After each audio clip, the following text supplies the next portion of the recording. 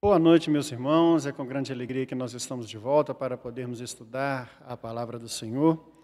Desta feita, nós vamos estudar o capítulo 12 da Epístola aos Romanos. Já está chegando ao final o nosso estudo dessa epístola e é um motivo de grande alegria nós podermos, então, darmos continuidade nessa noite, nesse nosso estudo. Sempre lembrando que, a partir da semana que vem, os irmãos aqui da Igreja Presbiteriana do Flamengo poderão participar desse estudo presencialmente, né? Você vai fazer a sua inscrição juntamente com a equipe de divulgação. A Juliana é a responsável. Você vai entrar em contato com ela, fazer a sua inscrição e nós vamos fazer a transmissão também ao vivo para os irmãos que estão mais longínquos, aqueles que não vão conseguir, às vezes, vaga para poder estar aqui no tempo. Graças a Deus, isso tem acontecido e vai ser por pouco tempo, nós temos certeza. Vamos orar, então, para nós darmos início ao nosso estudo? Bondoso Deus, nosso Pai de amor, nós agradecemos ao Senhor, nós te louvamos, porque o Senhor tem nos guardado, nos abençoado e tem aclarado em nossas mentes as sagradas letras que temos estudado aqui. Que esse livro, que essa epístola tão rica, ela venha fazer morada no nosso coração e no nosso entendimento. E mais do que isso, nós possamos aplicar aquilo que aqui aprendemos na nossa vida cotidiana. É a nossa oração que te fazemos em nome de Jesus. Amém. Antes de nós iniciarmos, eu quero também lembrar da programação do mês de outubro. A partir do próximo sábado, você já vai ter disponível os cultos. Nos próximos 5 sábados, nós vamos ter os cultos tratando das 5 solas da Reforma, e em comemoração ao mês do aniversário da Reforma Protestante. Nós comemoramos aqui no dia 31 de outubro, o dia da Reforma Protestante, e todo mês de outubro nós então vamos ter essa sequência de estudos, de mensagens que serão divulgadas aos sábados. Então eu quero insistir com você, que você se inscreva no canal, que você marque o sininho das notificações, porque assim que o vídeo ficar disponível, o YouTube vai te avisar, você vai ser comunicado, e aí você vai poder ver as mensagens que serão vinculadas nesses dias. Serão 5 mensagens, 5 pregadores convidados que vão estar aqui, e então eu quero encorajar você a participar dessa programação que vai ser muito rica, eu tenho certeza.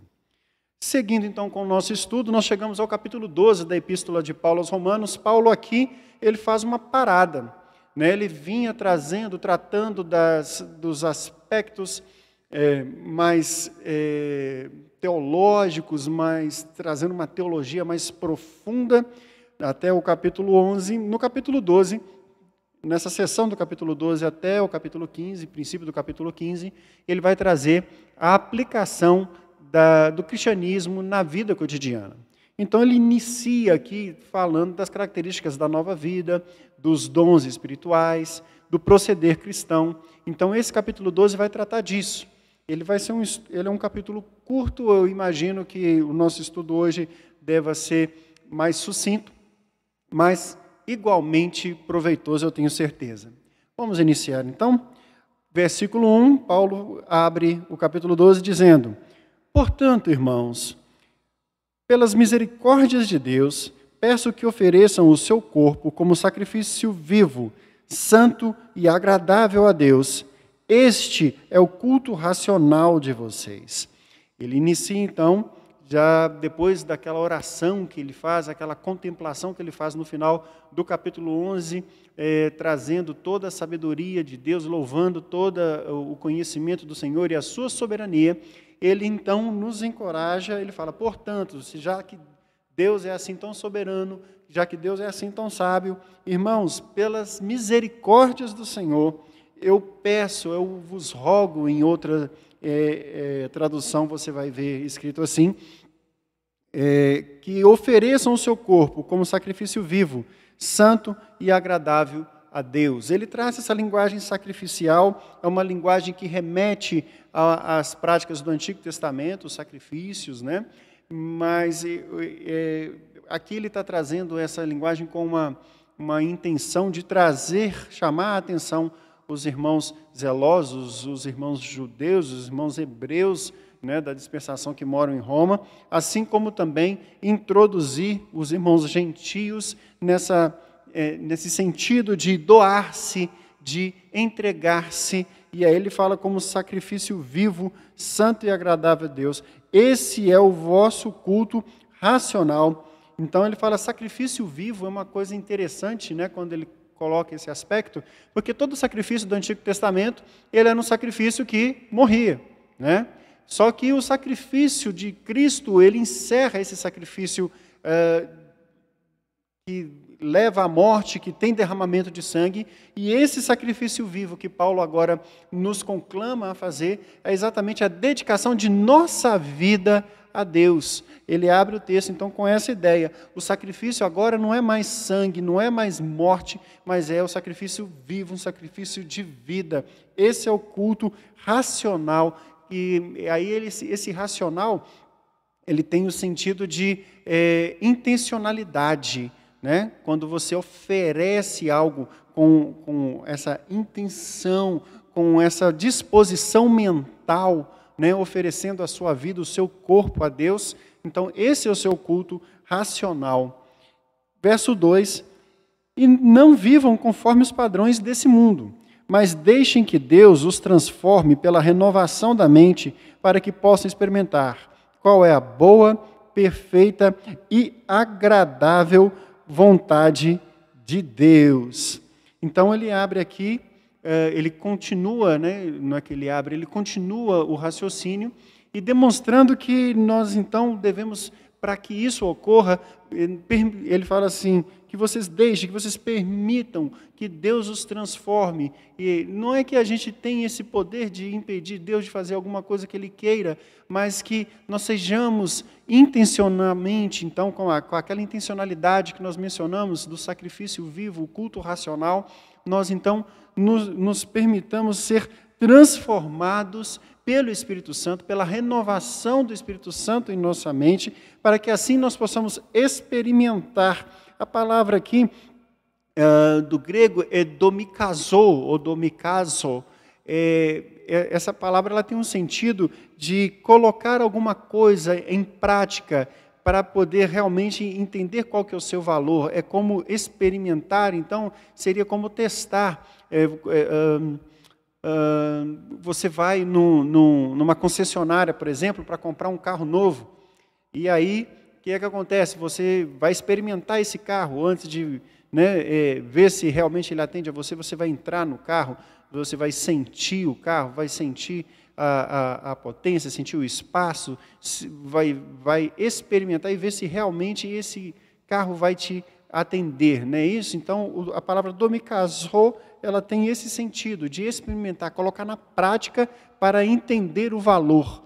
Então, esse experimentar a boa, perfeita, agradável vontade de Deus é exatamente entender, experimentar a boa, colocar na prática a boa, perfeita e agradável vontade de Deus na sua vida, para que assim você possa ter a dimensão do valor dessa vontade de Deus, da prática dessa vontade de Deus na sua vida.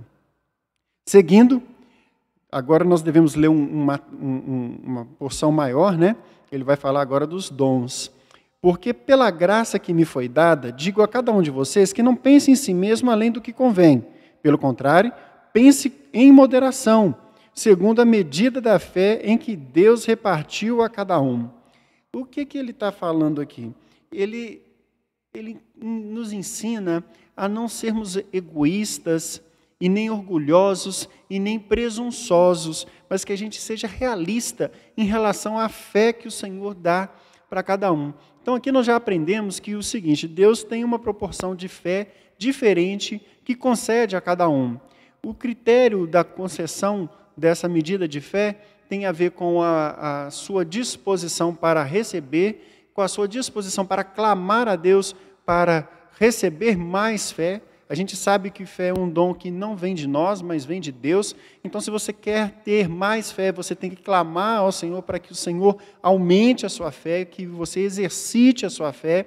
E eu já vou advertindo a você que isso não é um exercício fácil. Eu acho que os exercícios físicos são muito menos trabalhosos do que exercitar a fé. Né? Exercitar a fé tem a ver com abnegação, tem a ver com dificuldades, porque você só vai exercer fé no meio da necessidade, no meio da situação que vai exigir de você essa fé, e aí você vai exercitar essa sua fé. Então, não é um exercício muito agradável, muito fácil, eu diria. E aí o Paulo está falando exatamente isso, porque existem pessoas que, às vezes, tendem a tentar demonstrar uma fé maior do que realmente que tem. E aí ficam presunçosas, ficam com um linguajar diferenciado, com uma postura diferenciada, sendo que, na realidade, essa fé ela não se traduz em atos, ela não se traduz em confiança, nem em atos de misericórdia, antes, pelo contrário, né, essa fé ela é uma fé presunçosa. Ela é uma fé que só é declarada com os lábios, mas ela não é demonstrada na prática. Por isso que ele fala, então, olha, vocês não pensem além da medida, vocês não tentem se colocar além da medida da fé que Deus colocou para vocês. Né? Então, cada um, Deus repartiu na medida que ele achou que devia, e na medida em que ele entende que cada um pode exercitar e pode exercer essa sua fé. Então, ele fala assim, pensem com moderação, não pensem além da conta, não sejam exacerbados nas manifestações de fé. Né? Às vezes, uma manifestação de fé exacerbada, isso fica óbvio que é uma coisa que não condiz nem com os atos, nem com a vida daquela pessoa, e isso fica muito óbvio. Se fica óbvio para nós, que somos homens, que dirá para Deus, não é verdade? Seguindo, porque assim como um só corpo temos muitos membros, mas nem todos os membros têm a mesma função, assim também nós, embora sejamos muitos, somos um só corpo em Cristo, e membros uns dos outros. Paulo, ele usa essa ilustração do corpo, dos membros, para ilustrar a igreja em várias oportunidades. Você vai ver aqui em Romanos, vai ver em outras epístolas, e é uma ilustração que tem bastante valia, porque ela é bastante didática para que a gente possa entender. E aí ele introduz esse ensino também aqui em Romanos. Ele primeiro coloca que os membros são muitos, mas que cada um tem uma função diferente. Eles não têm, né, nenhum dos nossos membros tem a mesma função. Né? E algumas semanas atrás, umas 2 semanas atrás, salvo engano, o pastor estava falando exatamente das partes do corpo. A gente acha que cada parte do corpo tem uma função e que talvez uma delas não faça falta. Ele estava exatamente fazendo essa alusão ao corpo de Cristo, aos membros da igreja, que às vezes o sujeito ele acha que não vou na igreja, que ninguém vai perceber minha falta, e realmente faz falta. Né? Um exemplo eu tenho aqui na minha mão. Eu, há um tempo atrás, sofri um acidente e perdi parte do polegar. Não é uma coisa grande, não, é uma partezinha pequena. E eu pensei a princípio que, eu falei assim, não, eu vou conseguir me adaptar bem e não vai fazer falta. Só que a gente vai observando com as práticas diárias, as coisinhas pequenas que a gente normalmente fazia com mais facilidade, a gente vai tendo mais dificuldades e ver que cada parte do corpo, por menor que seja, ela tem a sua função. Né? E esse polegar faz muita falta. Agora as xícaras escapam da minha mão com muito mais facilidade. Né? Dá um nó na gravata, ficou um negócio mais complicado. Prender o botão da gola também ficou uma coisa complicada, o do punho, amarrar cadarço, essas coisas assim. Então, todas as coisas, todos os membros do corpo têm a sua função, e nessa alusão de Paulo, nós somos esses membros do corpo, e cada um de nós tem a sua função, e cada um de nós é importante para o corpo de Cristo. Verso 6, temos, porém, diferentes dons, segundo a graça que nos foi dada. Se é profecia, seja na proporção da fé. Se é ministério, dediquemo-nos ao ministério. O que ensina, dedique-se ao ensino. O que Paulo... Vamos concluir essa parte. O que exorta, faça-o com dedicação. O que contribui, com generosidade. O que preside, com zelo. Quem exerce misericórdia, com alegria. Então, ele fala aqui de muitos dons, né? Ele cita alguns dons, e aí ele vai falando como exercer cada um deles, né? Aquele que tem um dom de profecia, que seja na proporção da fé. Que fé? A fé que ele tem, que aquela palavra é uma palavra dada pelo Espírito Santo. Ele não pode exacerbar, ele não pode extrapolar naquilo que o Senhor revelou a ele através do Espírito Santo, né? É muito comum as pessoas, às vezes, a gente está falando exatamente disso, ele iniciou aqui falando disso, de extrapolar nas manifestações de fé, na intenção orgulhosa de impressionar, né? Impressionar os outros, impressionar os membros da igreja, o pastor, seja lá quem for, né? E aí já incorre em pecado. O pecado do qual? O pecado do orgulho, da vaidade, né? E o Paulo vai ensinar exatamente isso, é na medida da fé, não avançar além daquilo que o Espírito Santo deu a ele. Se é ministério, dedique-se ao ministério. O que ensina, dedique-se ao ensino. O que exorta, que o faça com dedicação. O que contribui, que seja com generosidade. O que preside, que o faça com zelo. Quem exerce misericórdia, com alegria. E olha só que interessante. Paulo, ele também coloca uma coisa bastante interessante. Olha, o que ensina, então ele se dedica ao ensino. Ele não se meta a presidir, por exemplo. Ele não se meta a profetizar. Esse é dom de outra pessoa. Às vezes, nós temos aquela tendência do deixa que eu chuto, né? A gente falava isso e na igreja às vezes tem disso também, né? A gente falava isso na minha adolescência e na igreja às vezes tem disso. Tem aquele sujeito que ele quer estar em todas, né? E canta no louvor e dirige a escola dominical e atua no Ministério de Crianças e quer ajudar os diáconos na preparação da Santa Ceia e quer estar em todas. Na realidade, o Senhor ele concede os dons diferenciados exatamente para que cada um de nós possamos participar do corpo de Cristo e esse corpo assim bem ajustado, ele possa trazer edificação para todos. Então, quando o irmão ele às vezes assume a posição de um outro, né, exagerando, exacerbando, né, como o Paulo fala aqui, na proporção da sua fé, ele está tirando a oportunidade de um outro irmão de servir, né? É óbvio que a gente tem que guardar as proporções. Às vezes, numa igreja pequena, não tem gente suficiente para poder fazer todas as coisas. Às vezes, os irmãos estão escondendo dons e deixando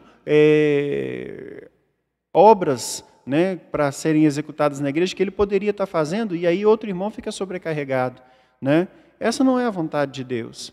Antes, pelo contrário, cada um fazendo a sua parte, pouquinho, na hora que junta tudo, o corpo funciona muito bem. Isso é uma lição preciosa para nós, né? Para que a gente possa saber que, primeiro, cada um dos membros da igreja ele é importante para o corpo, e mais, que cada contribuição, por menor que seja, ela cabe a um dos membros do corpo e a um dos membros da igreja, né? Para que aí todos nós possamos ser edificados uns pelos outros. Verso 9, o amor seja sem hipocrisia, odeiem o mal e apeguem-se o bem. Né? Então, aqui esse é um texto que dispensa qualquer tipo de consideração, né? Amor hipócrita, né? Aquele amor de palavras, aquele que dá um tapinha nas costas e um abraço, mas no fundo está maldizendo, no fundo está zombando, que não seja com hipocrisia, né? Que nós odiemos o mal. É uma palavra interessante, né? Odeiem o mal, né? Apeguem-se ao bem. Então, isso é uma palavra interessante. Minha mãe, ela costumava dizer o seguinte: se você não pode dizer nada de bom a respeito de uma pessoa, então não diga nada, né? Então, assim, se você você tem alguma dificuldade em relação àquele irmão, né, como o próprio Jesus ensinou, você tem que buscar aquele sujeito, você tem que procurar se ajustar, né, no que ele fala lá das ofertas, né, que você tem que buscar a paz com o seu irmão.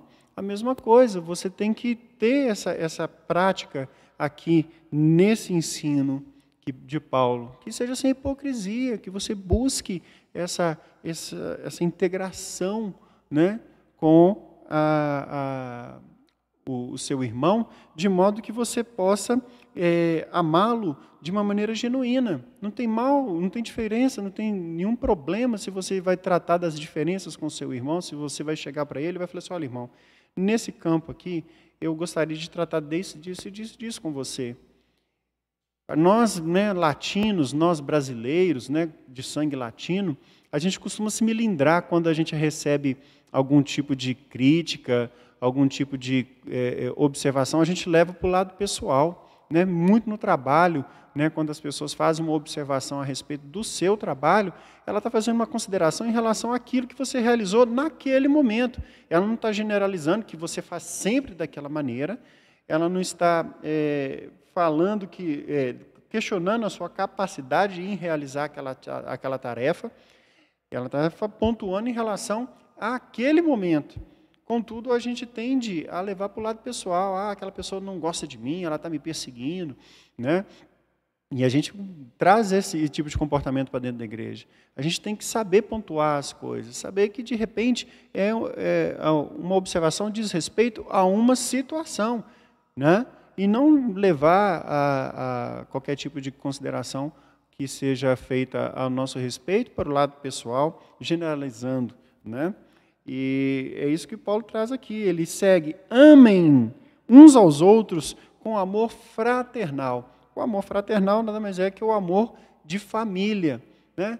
E por isso que a gente chama uns aos outros de irmãos, mas a gente tem que ter a mesma consideração que nós teríamos, né, por um irmão consanguíneo. Então, esse amor fraternal, que nós sejamos genuínos nesse amor, é o que Paulo está dizendo. Quanto à honra, deem sempre preferência aos outros. O que ele está ensinando aqui? Humildade. Que nós sempre exaltemos o outro. Que não seja você que traga para si o louvor, não seja você que traga para si o elogio, mas que outros te louvem, que outros te elogiem, e você que ofereça, né, dê sempre preferência dar honra a outros, né? Que assim essa humildade ela vai se alastrando dentro do corpo de Cristo, é o que Paulo intenciona a trazer esse ensino aqui. Quanto ao zelo, não sejam preguiçosos, sejam fervorosos de espírito, servindo ao Senhor. Isso aqui é interessante, né? Ele está ensinando o seguinte, quanto ao zelo, que zelo? O zelo com a palavra, com o aprendizado, com o serviço do Senhor, que nós não... Um dos temas, né, eu costumo brincar que ainda não tem o título, mas tem o livro do Sandro, né, que eu vou escrever esse livro do Sandro. E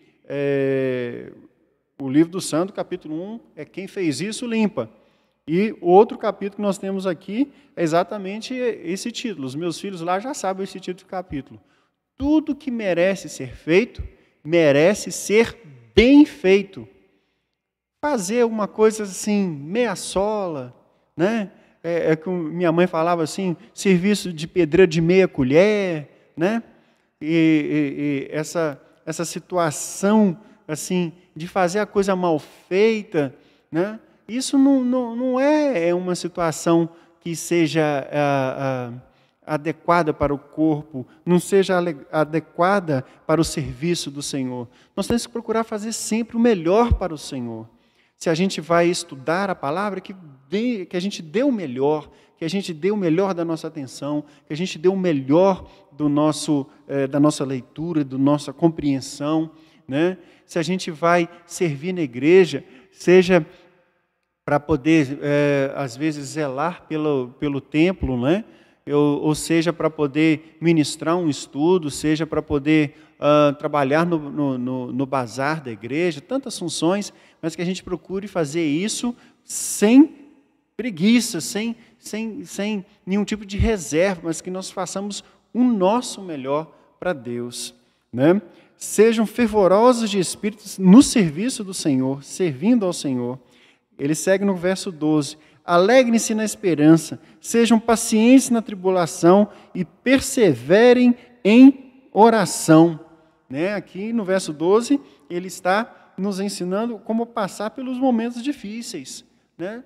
Nem tudo são flores, o dia mal chega. E aí ele fala, alegrem-se, né, na esperança. Você só tem esperança no momento que você não tem aquilo que você deseja. Né? Eu tenho esperança de que essa pandemia acabe. No momento, então, a pandemia não acabou. A minha esperança está no momento futuro, que eu não sei onde, não sei quando, mas a minha esperança está lá. Né? E que nós sejamos alegres, confiantes nessa esperança. É o que o Paulo está nos ensinando. Ele fala também que nós sejamos pacientes na tribulação. Né? Eu dei o exemplo da pandemia, nós estamos precisando de paciência. Né?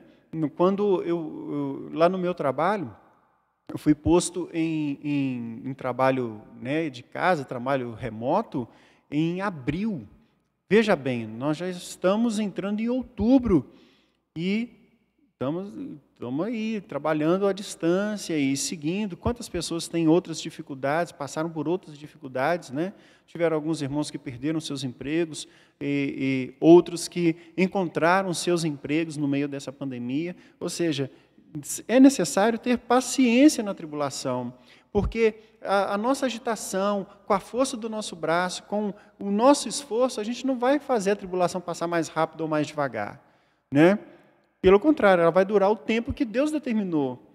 Logo, nós temos que ser pacientes, aguardando a determinação, o cumprimento do decreto de Deus. Nada mais, nada menos. É isso que Paulo está nos ensinando aqui. Né? Perseverando em oração, para nos ajudar a ter paciência na tribulação, a perseverança em oração, em falar com Deus. Né? Olha, Deus, eu estou com dificuldade, me ajuda, me assiste nessa minha falta de fé, me assiste nessa minha desesperança, me assiste nesse momento de tribulação. Né? Esse é o ensino que Paulo nos traz aqui. E aí ele segue. Ajudem a suprir as necessidades dos santos e pratiquem a hospitalidade. Aqui Paulo está falando exatamente da preocupação com o corpo de Cristo, com a preocupação com os santos. Né? Ele fala assim, olha, ajudem a suprir as necessidades dos santos. Né? Num dado momento, Paulo vai para Jerusalém levando uma oferta que os irmãos gentios levantaram para poder assistir os irmãos que estavam em dificuldade em Jerusalém. Olha que coisa bacana. Né? Então, assim, eu lembro que aqui na igreja, quando no momento daquela tragédia da barragem de Fundão, que contaminou o rio, né, e que o Rio Doce, salvo engano, que vai para Valadares, vai para aquelas cidades ali da zona, eu acho que leste, né, de Minas Gerais. O que ocorre? Houve um momento em que precisaram de água, né? E foi muito legal, foi muito interessante as iniciativas dos irmãos aqui, a gente levantando água, donativos, para poder mandar para as cidades. Gente que a gente nem conhece e foram abençoados. E não é somente aqui na igreja, a gente vê esse tipo de atitude, né, em outras comunidades também. Então é isso que ele fala. E nós devemos aqui, o que ele está apontando para as necessidades dos santos. Né? Quanta gente do nosso lado, às vezes na nossa igreja, na nossa comunidade, que tem alguma necessidade que às vezes a gente pode assistir e a gente deixa de fazer. Não é? É o que ele está encorajando aqui. Pratiquem a hospitalidade. É uma frase, né, que ele coloca aqui, era muito comum. O próprio Paulo, ele era alvo muitas vezes dessa hospitalidade dos santos, que ele nas suas viagens missionárias ficava hospedado na casa dos irmãos, né? Então ele encoraja isso também que nós façamos. E ainda mais nesses tempos hoje, né, que nós temos tanta dificuldade de abrir as nossas casas, né, para o o estranho, para o alheio, né? Então, essa palavra ela é bem aplicável para o nosso tempo. Abençoem aqueles que vos perseguem. Abençoem, não amaldiçoem. Alegrem-se com os que se alegram e chorem com os que choram.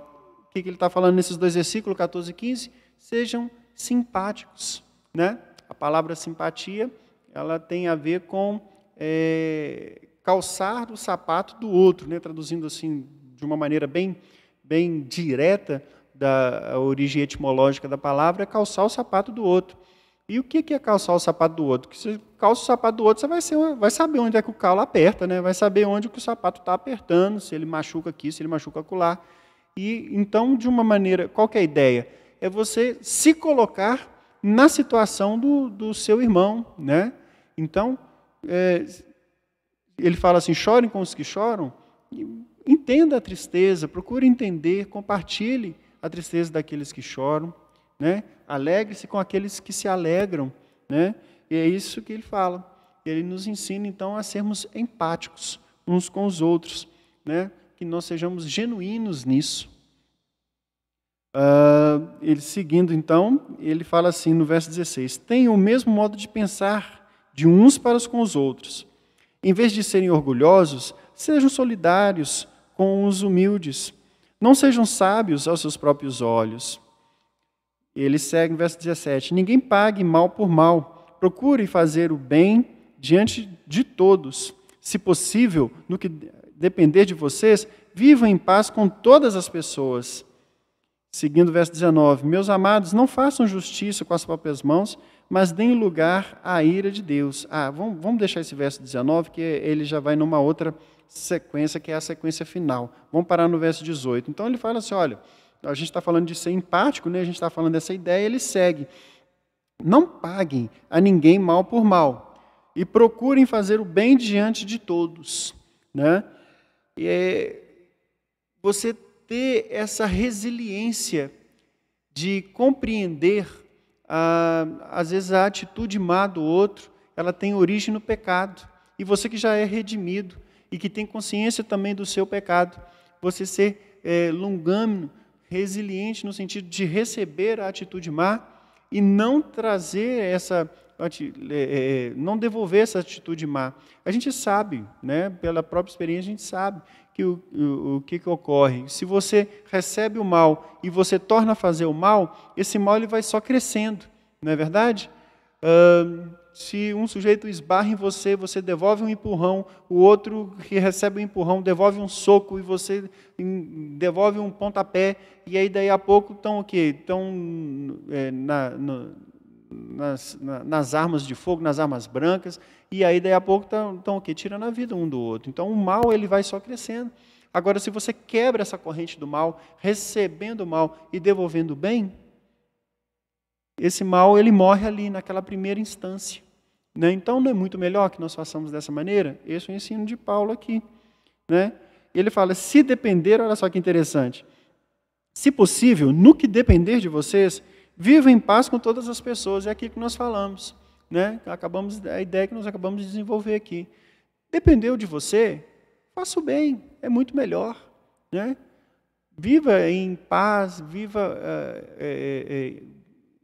faça o bem a todos, né? De modo que você possa viver em paz com todo mundo, tende paz com todas as pessoas.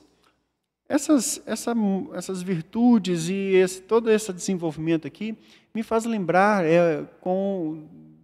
daquele ensino do Sermão do Monte, quando o Senhor, ali nas bem-aventuranças, descreve as características, né, do cidadão do reino, né? Ele começa ali com as bem-aventuranças, o Sermão do Monte, e ele ali está descrevendo quem? O cidadão do reino, com as características dele. Se você pega aquelas características que estão lá registradas no capítulo 5 de Mateus e vai fazendo o paralelo aqui com esse texto de Romanos, você vai vendo que aquele sujeito que é descrito lá no Sermão do Monte, ele pratica todas essas coisas aqui. Então, você vai vendo que vai tendo, né, Paulo aqui ele está desenvolvendo, tem consonância, né, está em sintonia e está desenvolvendo aquele ensino de Cristo no Sermão do Monte.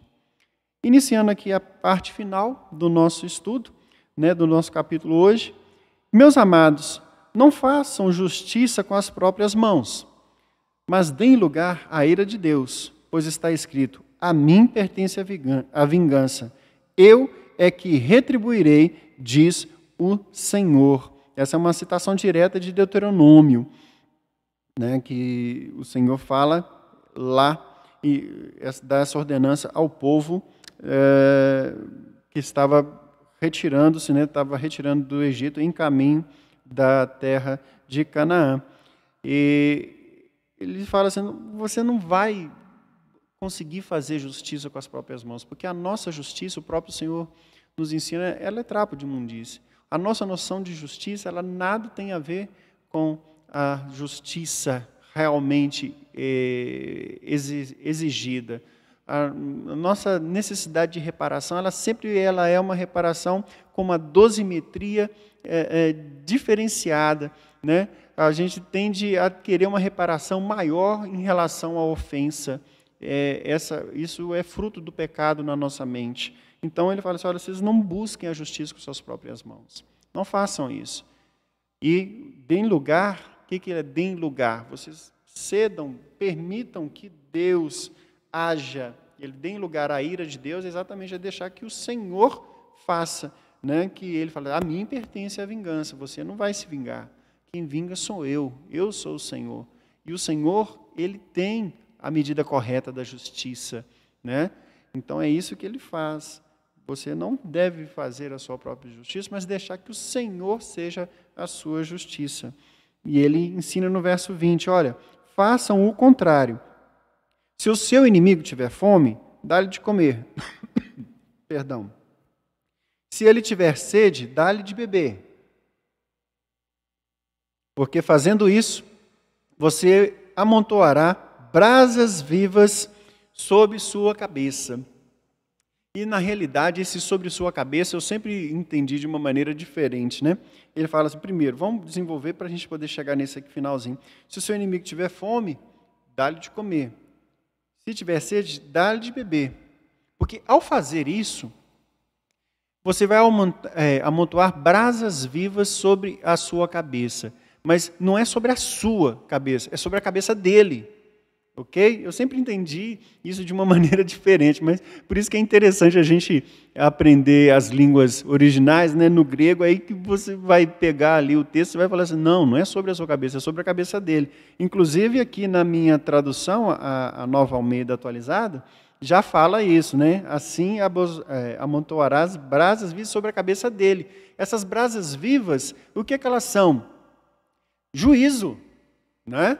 É o juízo do Senhor sobre a cabeça daquele moço, daquele ali que é seu inimigo, que você faz o bem e ele continua seu inimigo, e você vai se doando para aquela pessoa, e aquela pessoa continua sempre empedernida, dura.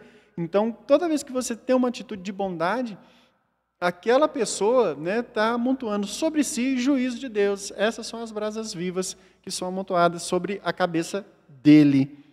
E aí ele fecha o capítulo: não deixe se deixe vencer pelo mal, mas vença você o mal com o bem.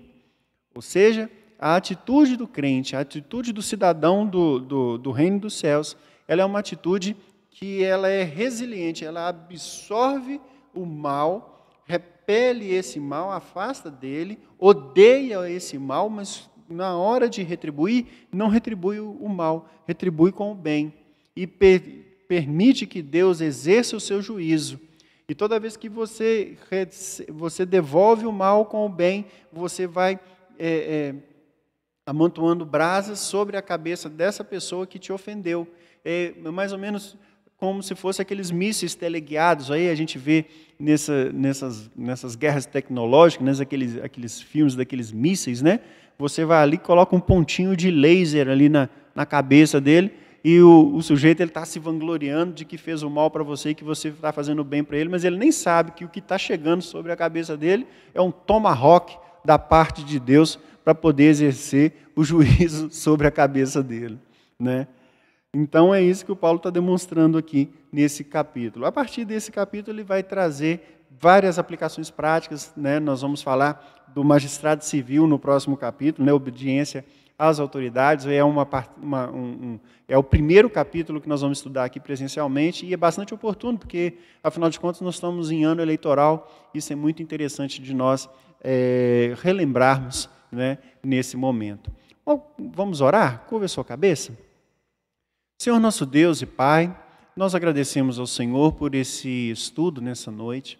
Clamamos a Ti, ó Deus, que nessas orientações práticas que Paulo nos traz, a partir do capítulo 12 até o capítulo 15 dessa epístola preciosa, fiquem guardados no nosso coração e, mais do que isso, nós possamos sempre relembrar dia a dia e colocar na prática esses ensinamentos, para que possamos, Deus, louvar-Te, que nós possamos, ó Deus, engrandecer-Te com o nosso procedimento, que com as nossas ações nós anunciemos o Seu Evangelho, mais até do que com as nossas palavras. É a nossa oração que Te fazemos, em nome de Cristo. Que o Senhor, ó Deus, nos capacite com o Seu Santo Espírito. É a nossa oração que Te fazemos, ó Pai, em nome de Jesus. Amém. Que o Senhor nos abençoe. Até a próxima semana, quando novamente estaremos juntos para estudarmos o capítulo 13. Lembre-se de fazer a sua inscrição, para que você possa também participar aqui presencialmente. Vai ser uma grande alegria estar junto com os irmãos. Boa noite.